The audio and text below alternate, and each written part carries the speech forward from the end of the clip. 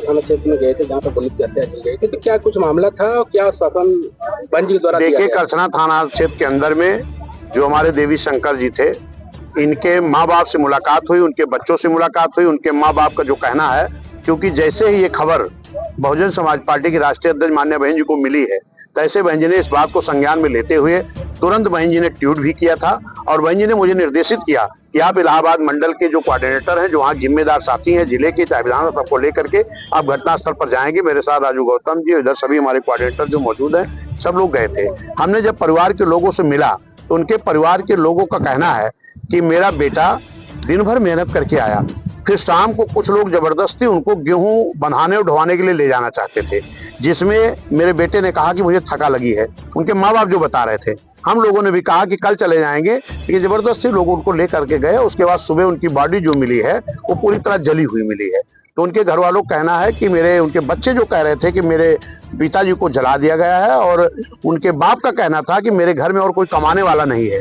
वही हमारे बेटे जो कमाते थे, उनके 3-3 छोटे-छोटे बच्चे हैं, उनकी बिटिया है। उनके घर वालों की मांग है कि अब हमारे घर में कोई कमाने वाला नहीं है, इसलिए मैं माननीय मुख्यमंत्री से मांग करता हूं कि उनके लिए एक आवास की व्यवस्था कराई जाए, उनको 1 करोड़ की आर्थिक मदद दी जाए और उस बेटी को नौकरी दी जाए। उनके घर में एक नौकरी, क्योंकि बेटी ही बड़ी है, जिसकी उम्र है नौकरी करने, उसको नौकरी दी जाए और 1 एकड़ जमीन दी जाए। और जो मुलजिम है, उनकी गिरफ्तारी तो हो गई है, लेकिन उनको कड़ी से कड़ी सजा दी जाए और घर वालों को सुरक्षा दी जाए। अच्छा, परिजनों का यह कहना था कि उनको सिर्फ बोझा ढोने के लिए मारा गया है। हाँ। वहीं पुलिस प्रशासन द्वारा बताया जा रहा है कि इसमें प्रेम प्रसंग का भी मामला। ये गलत तरीके से इस हत्या हुई है, मजदूरी करने के लिए बुलाए गए। जिनके घर वाले बता रहे हैं, हम उसको जानेंगे ना। ये हवा में उड़ाई हुई बात को, इस मामले को दबाने की जो बात कर रहे हैं, ये गलत है।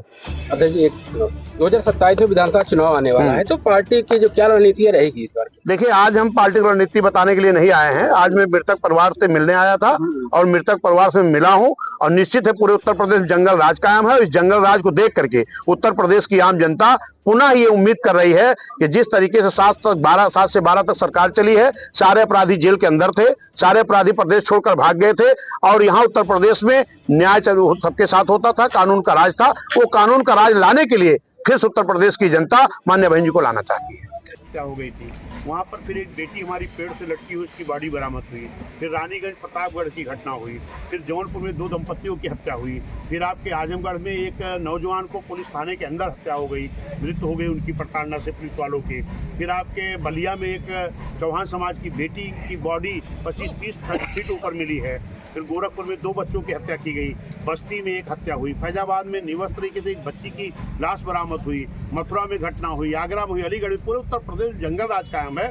इससे तो लगता है कि ये सरकार इस प्रदेश में कानून व्यवस्था उनसे नहीं हो रही है, सही संभाली नहीं जा रही है। और इसको मुख्यमंत्री जी को संभालना चाहिए, न्याय मिलना चाहिए। जो ये गरीबों का अत्याचार हो रहा, इस अत्याचार को बंद करना चाहिए। अगर सरकार न संभल रही हो तो उनको सरकार से बाहर हो जाए।